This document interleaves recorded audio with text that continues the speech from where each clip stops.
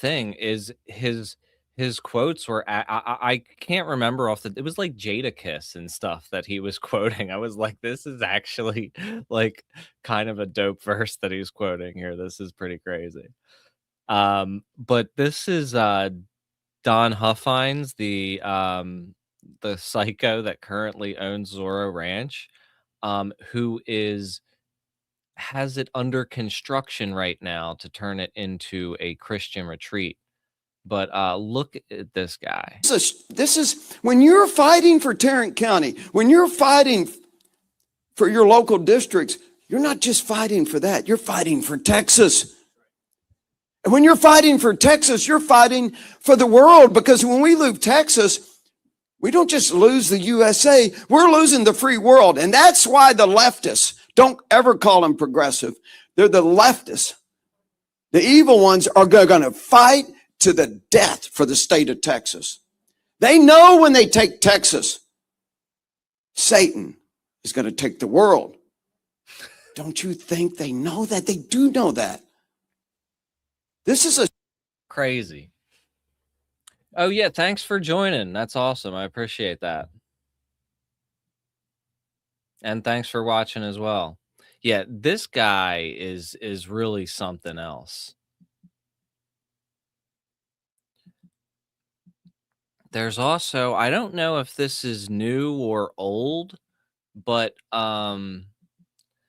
there's this documentary that's on BBC talking about Trump's role in the Epstein files. Number of sources who saw Donald Trump at the parties.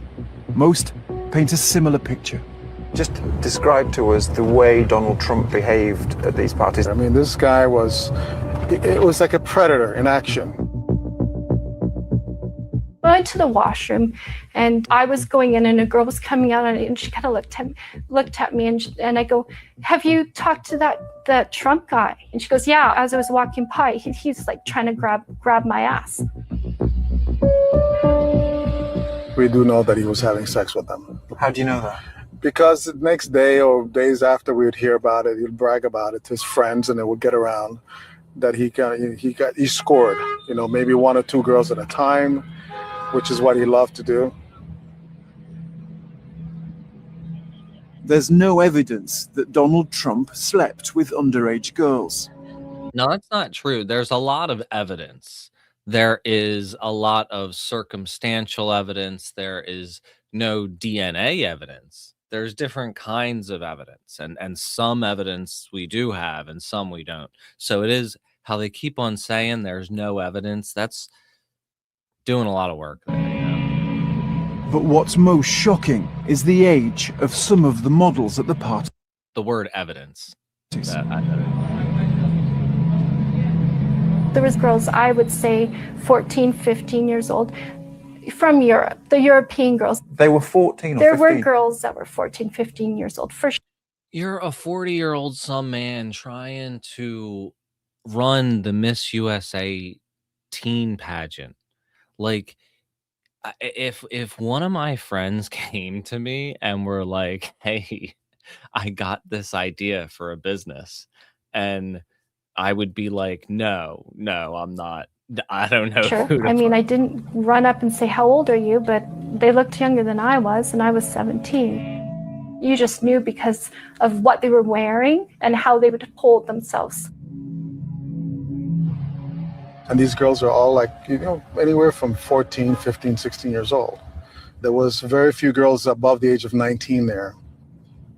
And you saw Donald Trump with these girls who were that young, 15, 16? Absolutely. Absolutely. I mean, they're standing around with them, ogling them. It was just disgusting. I felt like I was in the presence of a shark we're getting ready to roll his eyes back in his head and bite me. That's how I felt. It was just like, get the hell out of here. Yeah. I mean, this is what we've really known all along and that we've seen quite a bit of. This was out at the New York Times this week. This was an actual headline. Says the author, Daniel Richman. He is a law professor at Columbia University and a former federal prosecutor in the U.S. Attorney's Office for the Southern District of New York. Which, you know, one of the places where Epstein could have been prosecuted.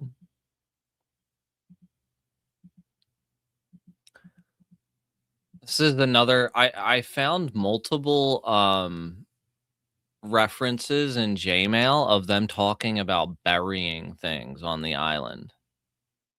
I think I brought one up in a previous stream, but here he says, I do not want to spend money taking things off the island. Bury everything. I will arrive next Sunday. I would like to see cleanup well underway. What's up with that? To Gary Kearney. What? I didn't look up Gary Kearney yet. Yep, that's what I was going to look for.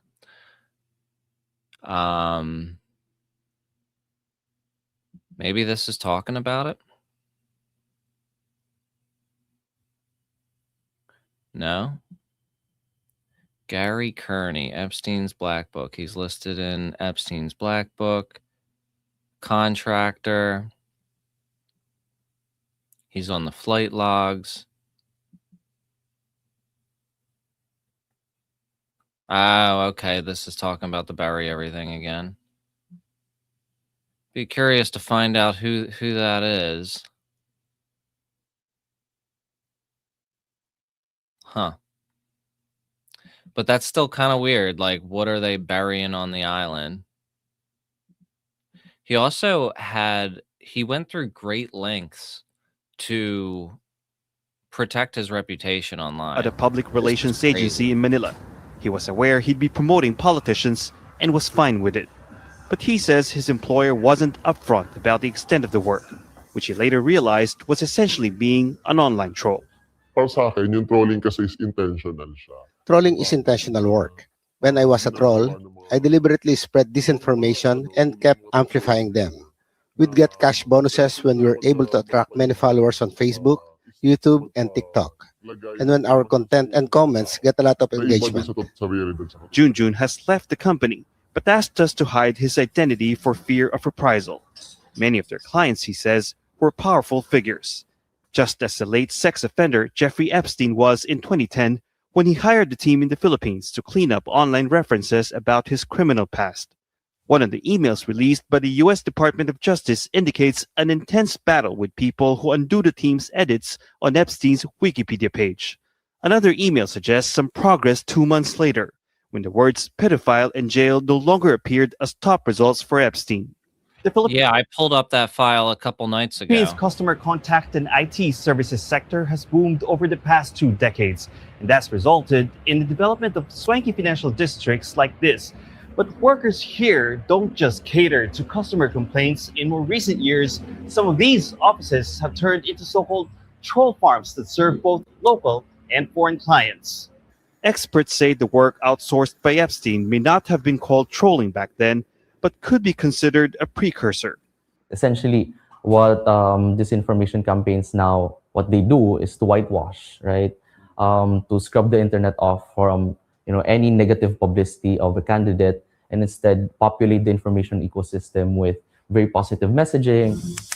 Misleading and false content have also evolved, from video narratives such as Philippine President Ferdinand Marcos Jr.'s family's 400,000 metric tons of gold to seemingly coordinated comments like those celebrating the death of a judge of the International Criminal Court, and the use of artificial intelligence. You could see that shit all over Twitter on anything about Trump or Elon.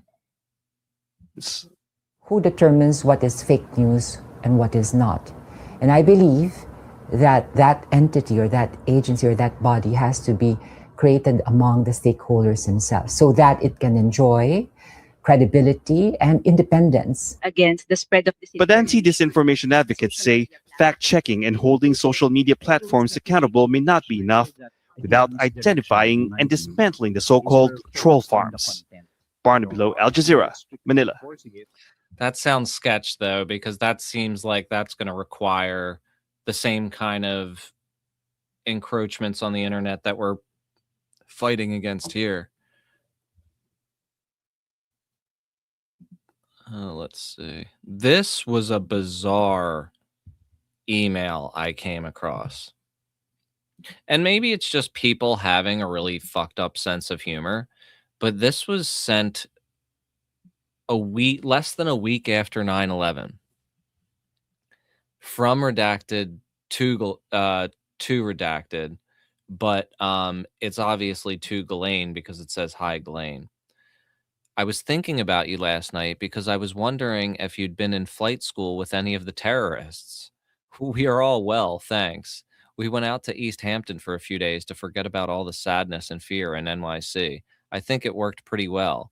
I feel ready to carry on with life today. Would love to see you soon when we get back from Florida. XOXO Amanda. That's some weird shit. And is not connected to any other emails. It's just from Amanda, I guess, to Ghislaine.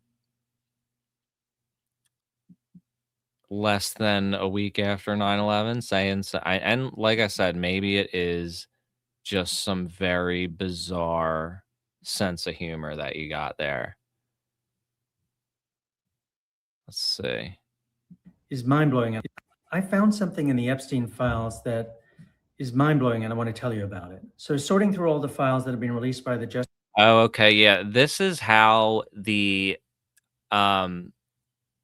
police and the FBI were told to stand down on the FBI on the Jeffrey Epstein investigations as they were playing out. Justice Department. Before his disappearance. I came across something I was in some ways looking for, which is a directive from the FBI to New York law enforcement authorities to stand down their investigation into Epstein. The directive took place 5 days after Jeffrey Epstein's arrest. What's even more remarkable about this directive is that it also applied to the Special Victims Unit, which is a part of the NYPD that the law is and order specially trained and equipped to investigate crimes against minors and crimes of sexual abuse. And therefore, the FBI was basically closing off this avenue. I found something in the Epstein files that. Yeah, that's quite interesting. And not surprising either, you know? Oh, I wanted to watch this. I forgot about this. So this guy, let's read the comments first. This is Benjamin Gertzel. He is the guy, he's the creator of the Sophia robot and a bunch of other AI stuff and the Singularity Net and all that. This is his apology video, basically, and the comments are not looking good. No one is falling for it. Why is it now that everybody is explaining themselves? Gertzel plus Epstein equals AGI. How the F we end up in this branch of reality? Bruh, your hands do all the talking, or your hands tell the truth. That we should look at his hand movements. There was also something where he was like agreeing with Epstein about the age of consent, and they were having conversations about how the age of consent is too high. Ben Gertzel here. I've been seeing a bunch of noise on the internet about my interaction. Shit. Ben Gertzel here. I've been seeing a bunch of noise on the internet about my interactions with Jeffrey Epstein and my appearance in the Epstein email files. And so I just wanted to say something to clarify, what the actual deal was. I'm going to write something down for those who want more detail, but I figure there's value to voice and video to get a little more nuance across. So I apologize for the humble background. I just checked into a random hotel room in Seoul, South Korea, and I'm here to talk to some local contacts about setting up an AGI research lab here, sort of keeping up the same push That's like a hell of a hat to be wearing for your apology video. for beneficial AGI that led me to deal with fucking Epstein in the first place. So,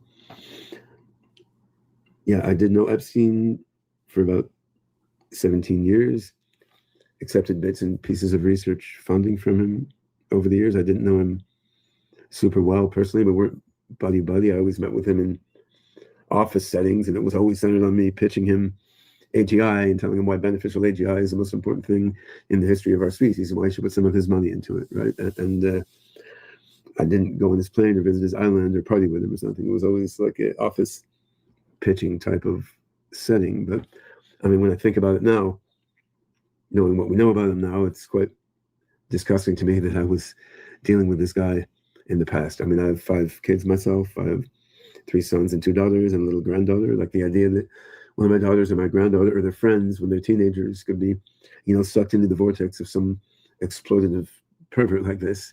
I mean, it's a disgusting sort of thought. And the idea that I was there sitting across a desk from him, pitching him, AGI is going to save the world. And then, that afternoon or the next day, he was in the next room over, exploiting teenage girls. I mean, this is not what I realized was going on at the time. And it's pretty sickening to me that I sort of unwittingly was so close to such fucked up things. I was introduced to Epstein in 2001 in New York by another scientist who had received funding from him. And, at the time I was essentially flat broke, didn't know where I was going to come up with rent to. Yeah, I mean, a lot of these academics and scientists just didn't give a shit about who they were taking money from. But I mean, the fact that you're having age of consent conversations with this guy, that's not a good look. I mean, I knew about Singularity Net like back in the day. Like I work in tech and stuff. I'm definitely familiar with this guy. And house and feed my wife and 3 small children. And, he ended up shortly after our first meeting donating $100,000 to the University of New Mexico to cover a research fellowship for me for you to research on AGI. At the time, AGI was not super big time, right? This was 2001. I published the book Artificial General Intelligence, but the concept on the map in 2005, 4 years after that. So at that time when I first met Epstein, AGI was by most people considered up there with time travel, psychic powers and voodoo. Nobody took it very seriously. So to meet this guy who had a huge amount of money, was willing to put even a little bit of it toward AGI. I mean, this was pretty remarkable. I could see he was kind of a weird dude, but I'd met other billionaires before. They're all kind of eccentric, right? He just seemed like another billionaire who was very interested in the trappings of wealth and status. And I didn't have the psychological savvy to recognize that he was worse than another playboy billionaire and was actually like an utterly fucked up child molester, right? I wish I'd seen that at the time. I didn't see that at the time. After that initial research grant, over the next 17 years, I recruited maybe another couple of $100,000 altogether of donations from him into different AGI-oriented entities I was involved with. And it wasn't a major feature of my life. Like, this wasn't some big patronage thing. I recruited a bunch more money, spent a bunch more time with a lot of other funding sources, right? And in general, trying to do AGI at that time, you were pitching. There's so many different potential funding sources. Epstein was like a little... I feel like AGI is like a money black hole for VCs, like especially if you're trying to get AGI from an LLM, like that's not gonna happen. But oh yeah, I mean definitely, but I just don't I don't think we're anywhere near AGI. To deal with, more like one of the last ditch guys you would go to for something. And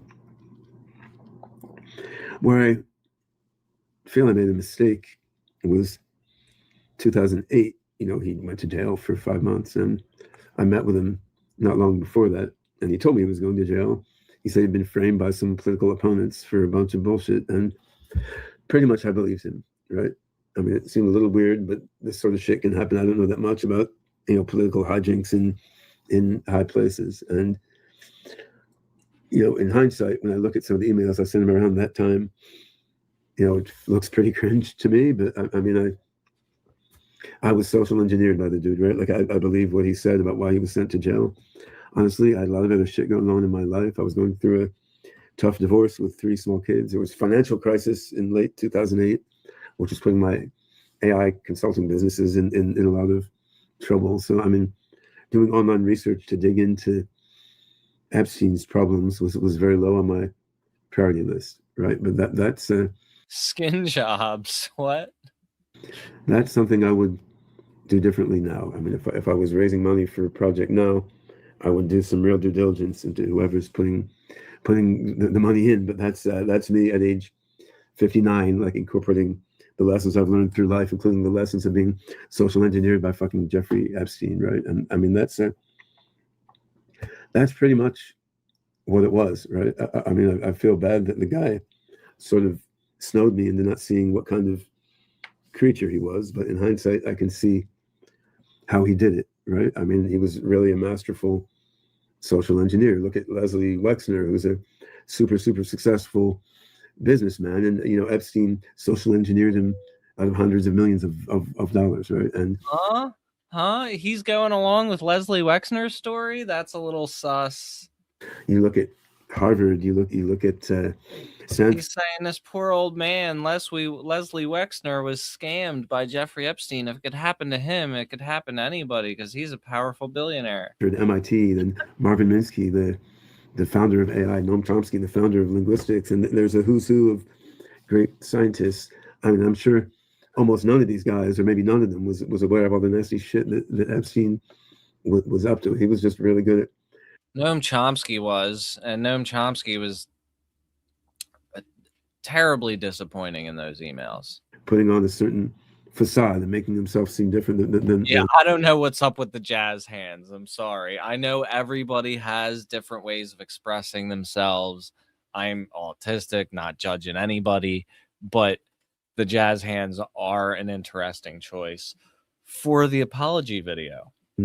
What he was, and when you're social engineered and scammed by someone, like in hindsight, it always seems like, oh shit, why didn't I see that at the time? But the thing is, I was just living my life at the time and not scrutinizing him that carefully, whereas he was very carefully calculating the impression he gave, right? And so, it disgusts me what he was doing with teenage girls, which we can see exposed now. And I had no idea what it was at the time. And it disgusts me that I was a small part of his campaign to make himself look fancier and wash his reputation. But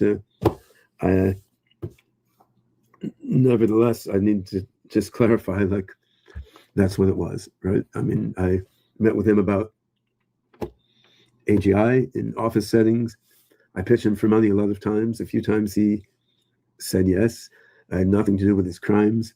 I had nothing to do with his social life and so forth. And I mean, there's nothing much more to it than that. I regret being involved with him. I have all the sympathy in the world. Of course you regret being involved with him. They all say that. They all say, like, I regret being involved with him. And it's like, yeah, like, of course. His victims, and I hope that this release of these email files, while annoying and embarrassing for me, I mean, I hope it does something to help his victims get some sort of, partial compensation for everything he put them through. And, I also hope that is a very good point, Jack. Knowing that the computer and the camera is immediately in front of him makes the hand movements even stranger. If there's more Epstein emails out there that they also get released, because I mean there may be more to the story, right? All right. Well, I guess we'll be hearing more from him. I saw, so this guy did a really, really good video of Lutnick, and it has some new stuff. It has a lot of stuff that we've been talking about for the past week on the stream. from his scams at Cantor Fitzgerald to I think they talk about the 9/11 stuff, to his son's trading on the tariff information. But there's also a lot of other new information in here that I've never heard before. So let's check this out. Is our current U.S. Secretary of Commerce for Donald Trump. He's also the CEO of financial services juggernaut Cantor Fitzgerald, which is currently being run by his two sons. Howard Lutnick is an interesting fellow. He was recently on a podcast discussing his relationship, or lack thereof, with Jeffrey Epstein. We are in number 11, and he lives in number 9. And it was riddled with lies. The first lie is his connection to Jeffrey Epstein. So I was never in the room with him socially, for business, or for even philanthropy. That guy was there. I wasn't going because he's gross. So for starters, they were in business together. They were invested into the same company. We can see that the signature of Jeffrey Epstein's right here, as well as the signature of Howard Lutnick. We even have an FBI intake form from a whistleblower from his company that states not only was he connected with Epstein, but there was fraudulent activity going on in his charity that has to do with 9/11. Now, how does this guy have to do with 9/11? His company, Cantor Fitzgerald, suffered 658 deaths that day, almost 1/4 of the total people killed on 9/11. Now, Howard would narrowly escape the 9/11 attacks, blaming his wife for pressuring him to bring his son to their first day of kindergarten, which is interesting because we have multiple sources that say this from the nyc.gov website. The 2001-2000 school year opened citywide for high school students on Wednesday, September 5th, and elementary school the following day. He also does a lot of business with Larry Silverstein, famously the gentleman who put on a 99-year lease agreement on the Twin Towers about 2 months before the attack. Larry also built and owned World Trade 7 that he bought in 1987. Multiple executives also state that from the $135 million payout that was given by American Airlines, that Mr. Lutwick pocketed anywhere between 15 to 25 million of those dollars for himself. But we're not even close to done on this guy, because his sons that are currently running Cantor Fitzgerald are... We have a Discord, if you are on Discord. If not, I could give you a... hold on. If not, I can give you a other link, but hold on a minute. Yeah, there you go, Rowdy. There's the Discord link. We share a lot of stuff in there that I end up covering on the show. The ones who actually bet against the very tariffs that Mr. Lutwick is involved with Donald Trump. Cantor Fitzgerald and co. say that they have the capacity to buy the rights to hundreds of millions of dollars in potential refunds from companies who have paid Trump's tariffs. And since the Supreme Court recently ruled against these specific types of tariffs, Cantor is set to profit about 3 to 5x, around $10 million on this investment. And he and his sons have remained completely silent on it. Now, in the same interview where he says, "I'm never going to do business with this man, he's gross." It's gross. That guy's gross. Right with my wife. Like, he's gross. The guy's gross. He also mentions that he bought a property in 1998 that happened to be next door to Jeffrey Epstein, officially moving in 2005. So we rebuild our house. We move in 2005. But this is yet another lie simply by omission, because he knows exactly who he bought that property from, and the fact that he didn't truly buy it because he didn't buy it at market value. In 1988, Sam Conversion Corp, formed by Les Wexner, buys 11 East 71st Street. Here's the deed between Sam Conversion Corp, written out for 1988. In 1992, the home was transferred to a trust named 11 East 71st Street, the property address, and that trust was run by Jeffrey Epstein. December 1992, Jeffrey Epstein, trustee of the 11 East 71st Street Trust, being transferred in consideration for $10, and here's the address of the property. And it just so happens that the address for Sam Conversion and for Jeffrey Epstein's trust of 11 East 71st Street is the same exact address listed on the Limited Incorporated, which is the corporation that owns Victoria's Secret, run by Les Wexner. Then 1996, the Comet Trust buys the property. The Comet Trust, which the main trustee for that was a man by the name of Guido Goldman. Guido Goldman's father was the co-founder of the World Jewish Congress and president of the World Zionist Organization. But from the Comet Trust, it would then be transferred to Howard Lutwick for $10. Here's the address, here's the $10, and here we can see Guido Goldman of the Comet Trust going to Howard Lutnick, the home right next to Jeffrey Epstein's. He also claimed in this podcast that he only met him that one time. Yeah, see, that's quite that's a very interesting detail that I hadn't picked up before, that they had founded that company. I'm at his property for a home tour. Your neighbor would like to invite you over for coffee, and he opens the door, and there's a massage table in the middle of the room, and then he gets weirdly close to me, and he says, "And the right kind of massage." But that story doesn't match up with the files, because in 2009, he wanted to speak with Jeffrey Epstein. In 2011, here's an email saying he needs to return your call. In 2011, also, they scheduled some drinks, and here's the confirmation that those drinks actually happened. Then they go to the actual island. And the island email is very interesting because it was actually sent by his wife. Then my wife is standing here. So she looks at me, and I look at her, and we say, "I'm sorry, we have to go." My wife and I decide that I will never be in the room with that disgusting person ever. This is a lot like the story he told about why he wasn't in the office on 9/11. December 21st, 2012, Allison Lutwick sends an email to organize a meeting on Pedo Island. Also claims no philanthropy efforts with Epstein. So I was never in the room with him socially, for business, or for even philanthropy. For $2,700 per person, you get a photo with Hillary. And Lutwick went ahead and invited Epstein to this fundraiser in 2015. Again in 2017, another dinner. And what does Epstein do? Let's give him $50K for it. It's for Howard. And the sister of Howard Lutnick, Edie Lutnick, was one of the founding citizens of Terramar. Terramar being a philanthropy.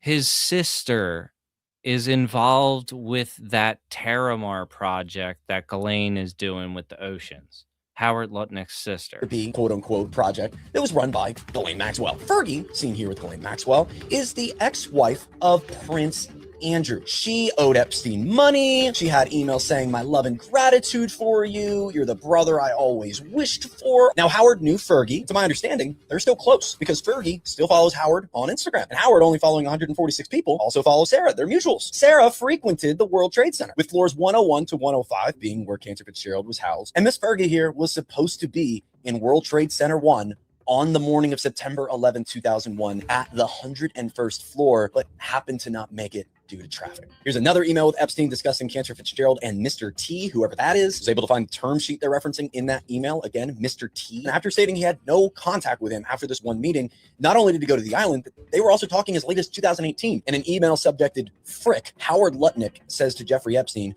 "Are you aware as to them building to block our park views? What should we do about it?" Even though the 2 is redacted, we're able to find the other email, and in his very long-handed communication style says, "No, I was not." And then we found the article for the Frick property they were discussing that was going to potentially block their view. Yeah, that's my story. A one and absolutely done. Howard Lutnick has historically used his powerful positions for financial gain, and by any standard, he is a liar. And one of the many liars that dwell within this den of corruption that we are slowly mapping out throughout the United States. Over a 14-year period, I did not have any relationship with him. I barely had anything to do with I did not have relations with that man. that person. Okay.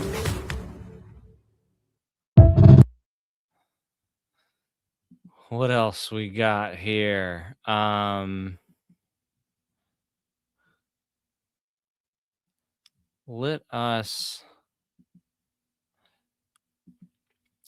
Let's watch a little bit of this. This guy, because I feel like we need something to lighten the mood a bit. I do have another story after this though, maybe 2. This is Michael Picard again, and he's hilarious. I'm gonna speed this up.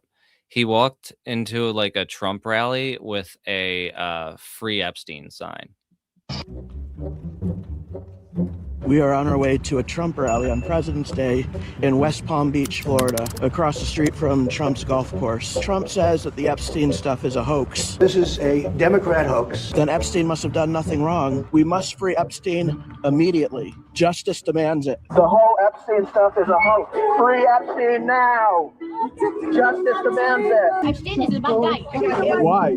Trump said it's a hoax, so it's okay. Don't mess with anybody here. We're not messing with you, man. Epstein did nothing wrong. Why don't you go down the way? Because like later in this, he's like, "I love sucking Trump's cock. We love sucking Trump's cock." With you. And that really, really made them mad. Nobody wants to hear your. We're together. If you want to stay here, Okay. just don't put the sign up. No, it's President's Day. I know it is. Right, so that's the thing. Oh, okay, I get it. I get it. Okay. Don't get it twisted here. All right. Put the sign up. Free Epstein. We love Trump and Epstein. Yes, we do. We love Trump and Epstein. I don't think you understand. I'm with you. Epstein. Yell my ear all the time about your Epstein bullshit. I'm tired of it. You came over to me. You fat slop. Worthless mother. You hit that motherfucker. I hit you again with that. You do it. I'll do it to you. Okay. Stop it. I'll hit you right in the motherfucking ear. You blow that motherfucker one more time, I'm gonna blast you in the ear. You won't hear for do it one more time, motherfucker. Do it. See the happens. You won't hear for a fucking week. This is what law and order looks like. He's like threatening to make the guy go deaf. Sorry about that. Hold up your sign, whatever you want to say, man. And I think people don't understand what you mean. That's all we're saying. Trump said the Epstein thing is all a hoax. Sure. So therefore, he did nothing wrong, and a grave miscarriage of justice has been done upon him, and we should free him. Let me elaborate of what I think, how I interpreted it. When Trump says it's a hoax, because when President Biden was in office, right? They didn't go after the Epstein files. They didn't go after Trump. They didn't expose him. If he was such a part of the Epstein files, right? They would have used it against him. And they had everything. There may be some sort of cover-up, and I'm not denying that, because he's even said on quoted saying a lot of powerful people, a lot of my friends will get in trouble. Right. So maybe he is part of the cover-up, but he's not part of the Epstein files, the actual crimes Yeah. of pedophilia. Well, So he's not a pedo, he's just a pedo protector.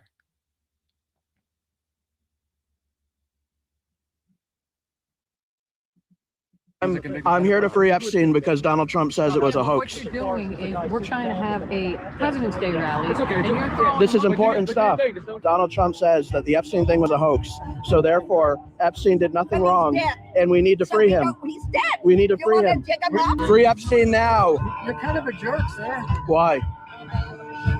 I'm just here to free Epstein with you guys. You gotta go to the other side. This is for President Day. Yeah, I'm with you guys. Go with it. I'm with you guys. All right, stop that shit. Guys, let's storm the jail like we did the Capitol on January 6th. Tony! Tony! Tony, we have a whole 5 people. I told that officer over here, if you need this roof clean, ask for Tony the Tiger. Would you consider yourself a sub or a dom? You're definitely a sub. I get some nice pictures of you in West Roxbury. If the flag touches the ground, I'm going to lose it. Get out of here, you fucking piece of... I thought we were friends. Let's hear it for Law and Order. I call him Tony the Tiger. Tony the Tiger. What are you doing? You're like a Democrat. You're like a Democrat. Free speech. I think he censored the face of that one person because he's trying to get in the picture, so he didn't want to show the face of the person who was trying to be on camera, I think. That's what Democrats do to us. What are you doing? Tony and I are getting our exercise today. How does it feel to destroy someone's mind? Oh, it felt great. So only you get free speech? That is like the leader of the Proud Boys right there. I'm not sure if he's the founder or just the leader. Free speech. It's just your sign was rolling around on the ground. So. Oh, was it? Okay. Yeah, it was impeding traffic. Thank you. Can I take a picture too? That's rude. I didn't do anything. Would you like to talk about freeing Epstein? Why not? It's a grave miscarriage of justice. Okay, sir. What I'm trying to do is... I'll make an announcement. Free Epstein merch over here at the table. When is the free Epstein raffle? Listen, you're really interrupting our party here, so have a nice day somewhere else. Get out of here. You don't belong in this group. The man is alive. I'm with you guys. No, you're not. You're pretending to be with us, but you're I not. am. I have the Trump hat, the Trump shirt, everything. Anyone can I'm buy with you that. guys. If an anti-Trump supporter bought this hat, they would burn. They would incinerate. They would melt. Don't you dare interrupt when somebody's speaking up there on the street. Understand me? That's disrespectful. Wait. I'm talking to you. I'm talking to you. If somebody's up there speaking, don't you dare go on that microphone. Let them have their speech. All right. And then, and only then, you talk. You understand me? All right. Is this the Trump circle jerk? Oh, the Proud Boys. That's awesome. I want to return this to you. Oh, you're so sweet. Thank you. This is what's left of my sign after the Law and Order group got a hold of it. Right there up your side. You get to hold the quarter. What happened to your sign? Law and Order is what happened to it. What a shame. Ladies and gentlemen, our next winning raffle number will be 6, 5, 2, 0. 3, 2. That's 6, 2, 0. 5, 4. You want to see a real megaphone? Drop your daddy. We love Epstein. Drop your daddy. We love Epstein. Free Epstein. Drop your daddy. The man is dead. No, he isn't. I'm QAnon. Epstein's alive. He's going to be the next president. Drop your daddy. Suck Trump's. Suck Trump's. I will be suck, bro. Is that what you do? Because it's Trump's. We love Trump. Yeah, we don't just mean we suck his bro. I'm about to The best. get you knocked the fuck out right now, and I'm not gonna do it. One of you fucking want to be a fucking asshole. There's women around here. Don't go suck it, asshole. We support Trump. Yeah, so say we support Trump. That's all you have to say. You don't support Trump if you don't. No, I don't suck his. I don't suck any. You asshole. Not normal like you. Come on, leave him. Just go. Leave him alone.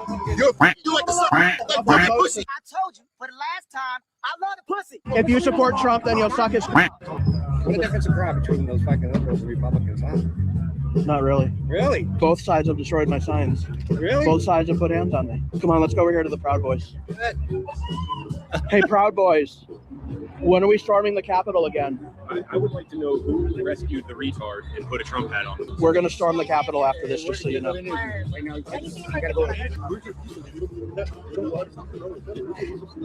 This is how peaceful they are, by the way. They've destroyed my sign. I'm with you guys. I'm with you guys. We're together. We're here to free Epstein together. Any other topic that you guys want to talk about that you think it's important that the president is doing now, or any message? I think here, look, a perfect example of funny over there talking about Epstein. I'm happy that the president. This guy also went to like some rally, like to like that said gas the immigrants, and he was like walking with these people, like pretending to be with them and seeing what their reactions were. While saying it was all a hoax. I think he said, and it was, you know what, let me piggyback off that. He was right about it being a Democratic hoax. Yeah, Epstein did nothing wrong. And say, oh, he was part of it. When right here in the continent that we're standing in, we see that President Trump was one of the first ones to blow the whistle on Epstein. That's why we need to free Epstein. And the Michael Jackson in the background is very, very interesting. And then we got people like here, you know, obviously he's not first. I'm surprised that hasn't gotten me hit for copyright yet, because that's happened before. I have the hat and everything. Yeah, he has a hat. You got the other and a side, shirt. This says I'm ultra MAGA. Perfect example here. We got somebody from the other side trying to disrupt here, and his message is free Epstein. Because Epstein was a hoax. That's what Trump said. Get my good side. I already think it's good side, which is nice. The back. You want to? What? You want to do it from the back? That's weird. That's weird. This guy just said my best feature is my ass, and I'm not comfortable with that. How long have you been retarded? Pretty much all my life.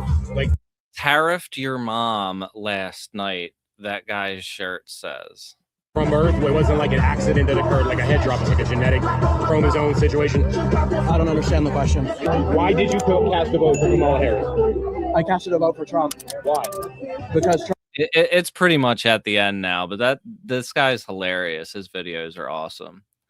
I got sent this article in chat. I think it was somebody who was here in chat, I think. If yeah, they came into the Discord. So it looks through and this was from 2021. This was like before the emails came out. 9 proofs that Lynn Forrester D. Rothschild was intimately involved with Jeffrey Epstein to some capacity. I have not speculated as to what capacity that is. This article is rather long and aimed at addressing valid skepticism for the proofs by providing solid evidence alongside auxiliary and contextual information. So I'll look through the main points here, and then I will I'll share it in chat,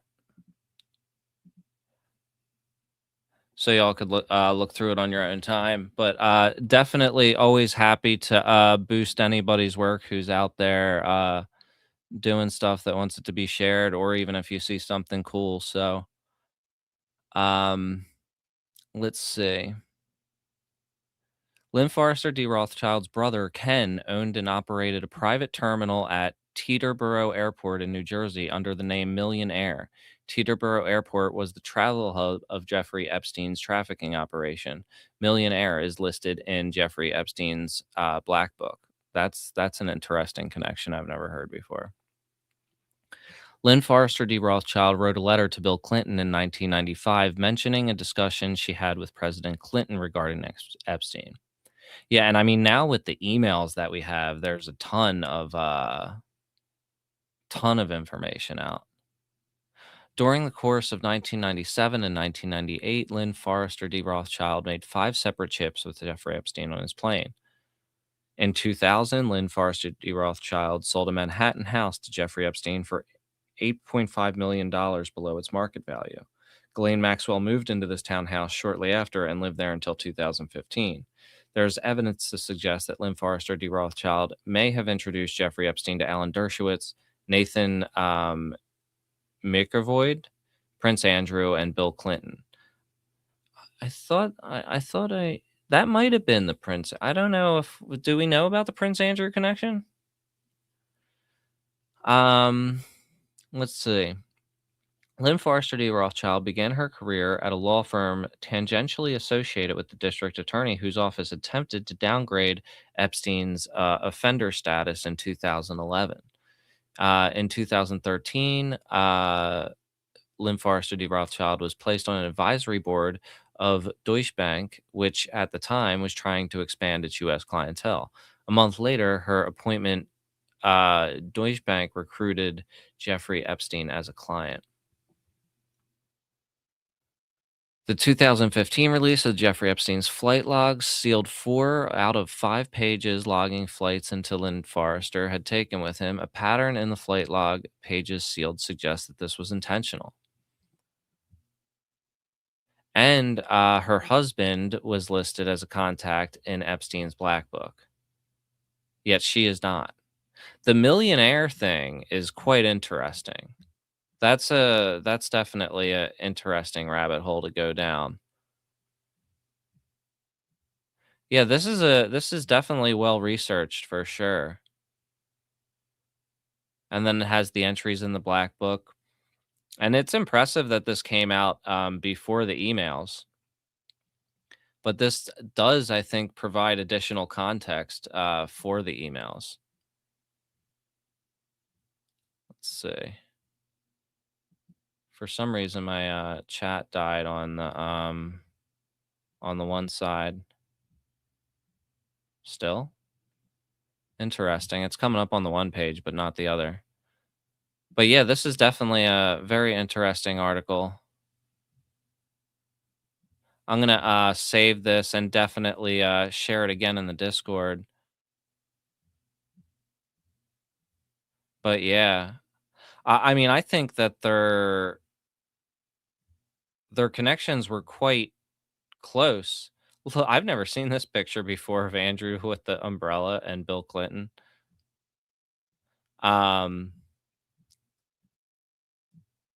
Yeah.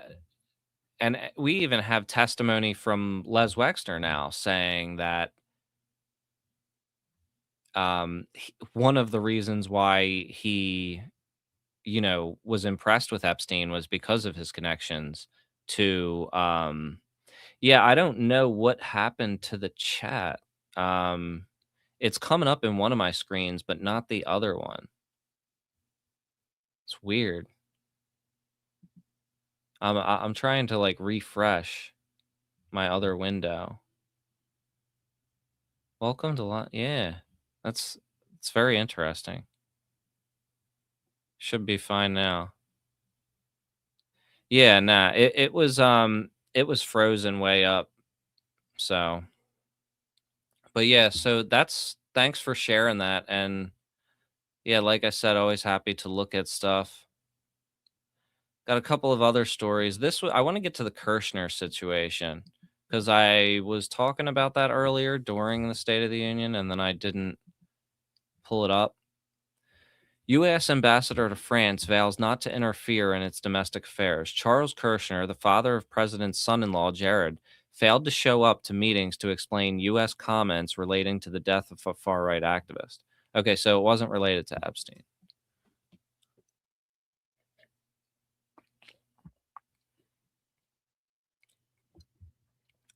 Donald Trump's envoy to Paris has called France's foreign minister and pledged not to interfere in the country's domestic affairs, a day after he was barred from talking to government officials for failing to attend a formal meeting at the ministry. The foreign ministry said on Monday that Charles Kirshner would not be permitted to carry out his diplomatic duties until he had explained his refusal to comply with the summons over U.S. comments about the killing of far-right activists in France. A ministry official said on Tuesday that the ambassador, whose son Jared is married to the U.S. president's daughter Ivanka, has called the French foreign minister, who had reiterated the reasons that led to the summons. I'm like trying to figure out what this is even about. France cannot accept any form of interference or manipulation on the part of national public debate by authorities of a third country. So, yeah, we get that. The official said the two men had agreed to meet. He had failed to show up for a meeting. When you have the honor of representing your country, the USA, and France as an ambassador, you abide by the most basic customs. They're like really burying the lead here with what the guy did. Probably intentionally, I would say.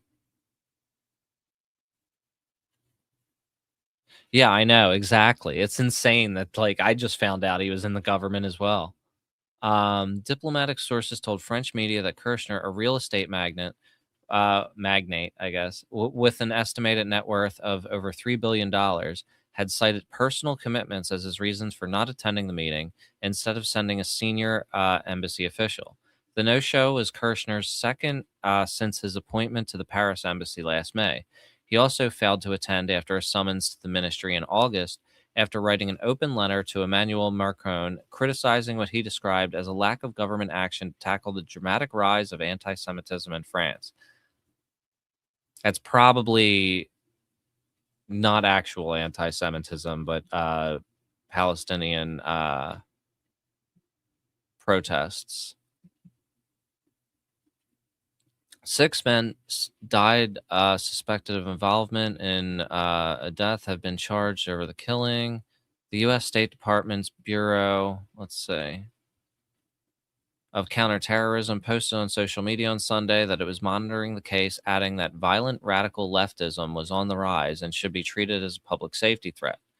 We expect to see the perpetrators of violence brought to justice, it said. The U.S. Embassy in France posted a French translation of the comments. The killing has also caused a diplomatic feud between France and Italy, whose right-wing prime minister called the death a wound for all of Great Europe. Macron criticized her for speaking out about French domestic affairs. Is this like their version of what happened with Charlie Kirk is happening in France? I think that's what I'm putting together here. We reject any instrumentalization of this tragedy, which has plunged a French family into mourning for political ends. We have no lessons to learn, particularly on the issue of violence, from the international reactionary movement. The spat follows a row between the Belgian government and the U.S. ambassador to Brussels, Bill White, who has demanded Belgium drop a ridiculous and anti-Semitic investigation into 3 Jewish men suspected of performing illegal circumcisions. White called Belgium's health ministry very rude in a social media post. And it still really doesn't say like what kind of like corruption is happening here.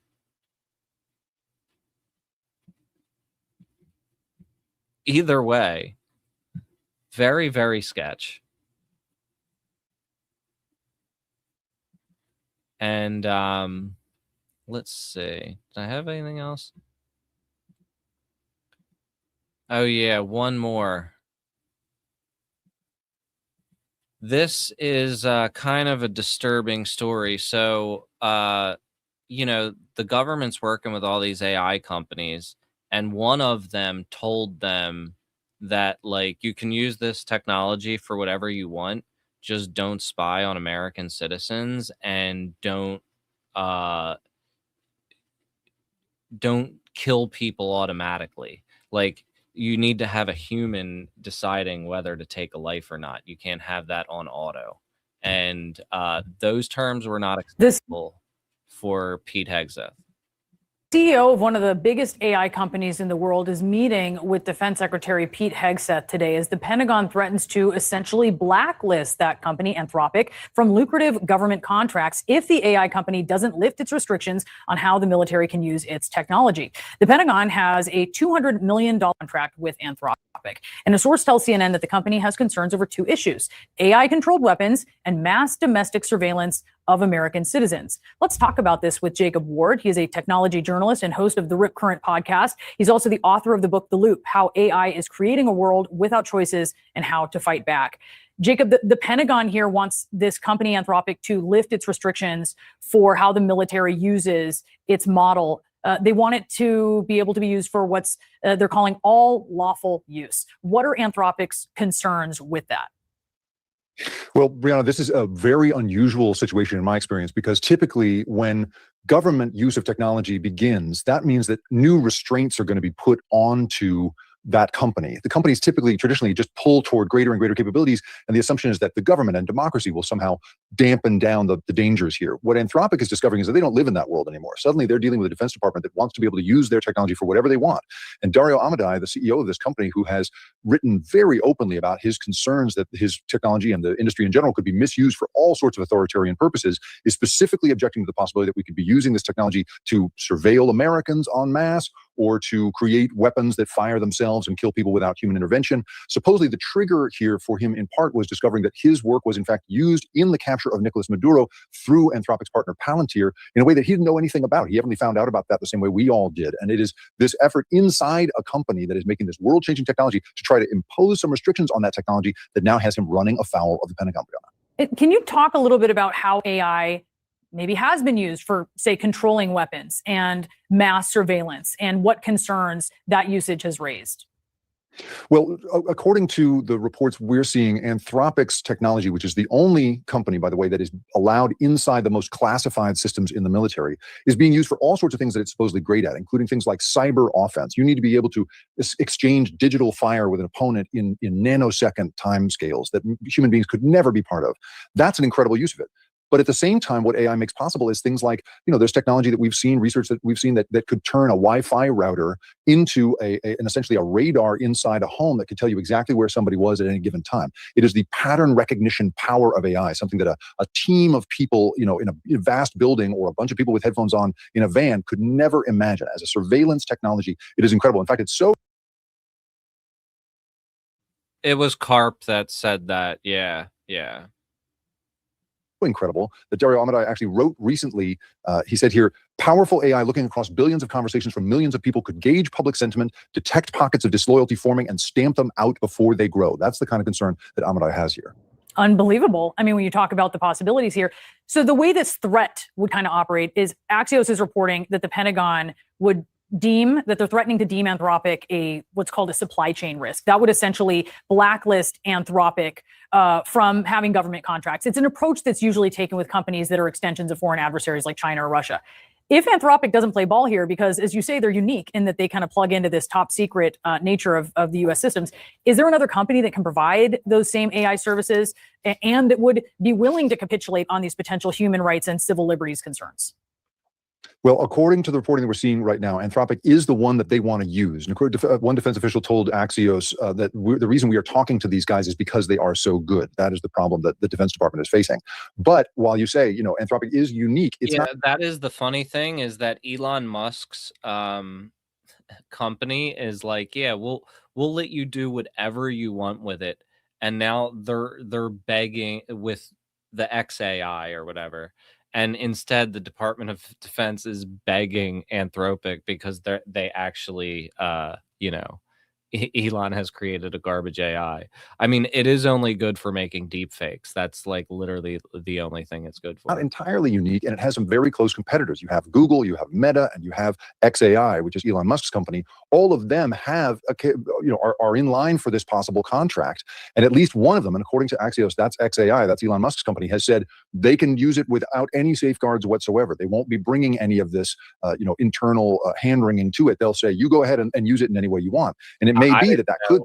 I had no clue I was going to say that right after. Cost Anthropic this $200 million contract, unless the Defense Department figures out that technology is irreplaceable truly. But at this point, the heat is on in terms of the competition technologically. And so it seems to me that this is a real pickle that Dario Amodei has gotten into. You are worried about the use of your technology. You're trying to impose what you consider some ethical constraints on it. And that suddenly could cost you a $200 million contract. This is that thing where, the rubber meets the road when you try to be an ethical business leader. In the end, we're talking here just broadly here, Brianna, about who controls AI and under what terms are they going to? All of these stories are basically one big story about the future of this technology and who is going to control it. And I think what could happen next is you could see somebody with fewer scruples, fewer ethical qualms, stepping up to the mic and saying, I'm going to go ahead and give you whatever you need here. New reporting from Axios details just how tense this meeting actually could be, with one defense. Yeah, I mean, Claude is still and Anthropic's technology is still way better than everybody else. So if they can't get their hands on that, I mean, that is kind of a win. Defense officials saying Anthropic knows. I mean, they're still using it. Actually, they still have a $200 million contract with them. It's just like you can't use this to kill people or spy on Americans. And they didn't even say you can't use it to spy. They said you can't use it to spy on Americans, and that is still not good enough. Thanks, Jed. Thanks for stopping through. This is not a get to know you meeting. This is not a friendly meeting. This is a shit or get off the pot meeting. What led to this moment? Reporting by Axios that the Pentagon is threatening to cut ties with and cut off Anthropic. The company, if the company continues to say that the military should not use their AI for mass surveillance or fully autonomous weapons. The top Democrat on the House Science and Tech Committee was just on the show. Here's her take. Anthropic is trying to do the right thing, so far as I can tell, and put their own guardrails in, even in the absence of legislation. I think, as best I can tell, the Pentagon is trying to talk Anthropic out of doing the responsible thing. Joining me now is one of the reporters behind all of this new detail and reporting, Dave Lawler, the national security editor for Axios. It's good to see you again, Dave. Tell me more about what you're hearing in terms of what could happen in this meeting and come out of it. Yeah, it is funny that no matter how hard Elon tries to brainwash his AI, it keeps on coming back and actually, calling him out and telling the truth. I mean, if you ask it anything about him specifically, it will give you the most sycophantic answers. But if you ask it about like specific issues, it's usually a lot better. Sure. So the Pentagon is saying it is unacceptable for Anthropic to put any limitations on how they use their model. They're saying that if you're a contractor with the military, you give us your tool and we use it however we see fit. But Anthropic is saying we have some concerns. We have built our software with some safeguards in it around things, as you mentioned, like surveillance or developing weapons that fire without humans. We're not willing to drop those guardrails. The Pentagon is saying, if you won't play ball, if you won't come over to our way of thinking, we will cut off your contract. And there are a plethora of other penalties that we could apply, including this supply chain risk designation to Anthropic, to basically say that anyone who does business with the Pentagon cannot do business with Anthropic. So, a lot of brinksmanship leading up into this meeting. We've been texting with sources on both sides ahead of the meeting. They're expecting it to be not a particularly friendly occasion at the Pentagon. It should start in about a half hour, 10:30-ish. And so, I think that right now both sides are very dug in. The Pentagon says our policy is not going to change. Anthropic says our policy is not going to change. And so we'll see, what happens coming out of this meeting, whether the relationship completely breaks down. Yeah, like the wild card factor here is like our policy is not going to change, but like we don't even know what we're dealing with AI and how it develops. Like policy doesn't apply to the thing that's changing our world as we speak. I digress. Why is Anthropic and its Claude model so important to the Pentagon? So Claude is currently the only AI model that's available in classified systems at the Pentagon. So if the Pentagon wants to do research and development on weapon systems or wants to conduct a raid to capture the president of Venezuela, Claude was actually used as part of that operation. Claude is currently the only AI model that's available in that space. Now, we reported last night that Elon Musk's XAI has signed a deal to move into classified spaces. They're working with Google and OpenAI to try to move them in there as well. But defense officials, even though they're very mad at Anthropic, they admit that Claude is very, very good. It's very useful for them. And so they don't want to sort of cut off their nose to spite their face by blacklisting Claude. And yet, as we're discussing, they're so dug in on this position that you cannot restrict. We have our own protocols at the Pentagon about how we do and don't use things. You, as the vendor, don't get to tell us what we can't do with your technology. So, but again, part of the problem for them is that Claude is just very, very useful to the military. Dave, is there an obvious or compromise or middle ground here that you're picking up, like what the Pentagon wants and what Anthropic wants to protect, like where they could meet in the middle on this? So I see a potential solution where they keep Claude in their systems until they feel like there is a replacement that's ready to roll. And so some kind of accommodation where this tension plays out for a period of months.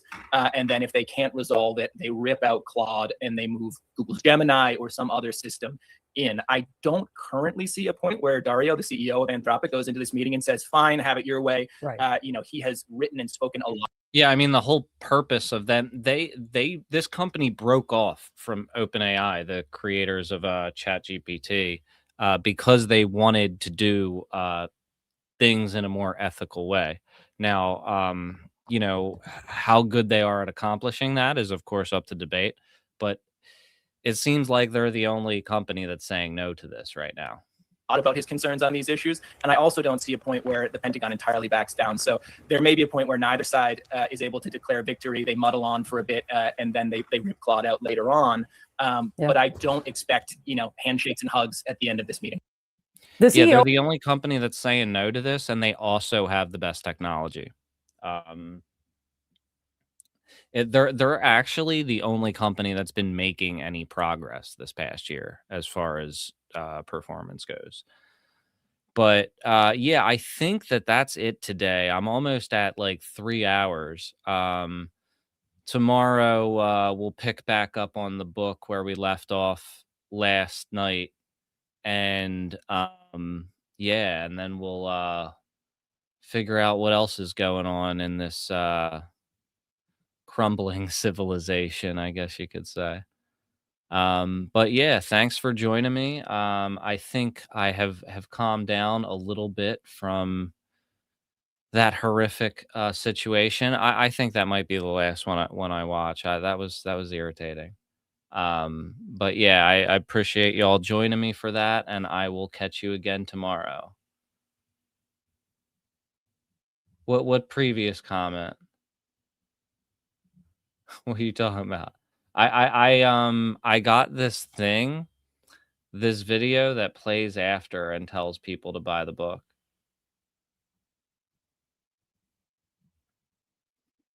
All right, peace out, y'all. Thanks for watching. Don't forget to subscribe and check out my other videos. And if you have the ability and want to contribute, take a look at my Patreon, where you can find a subscription to my books and a bunch of other cool stuff, like the ability to send links in chat and access to closed rooms in our Discord server.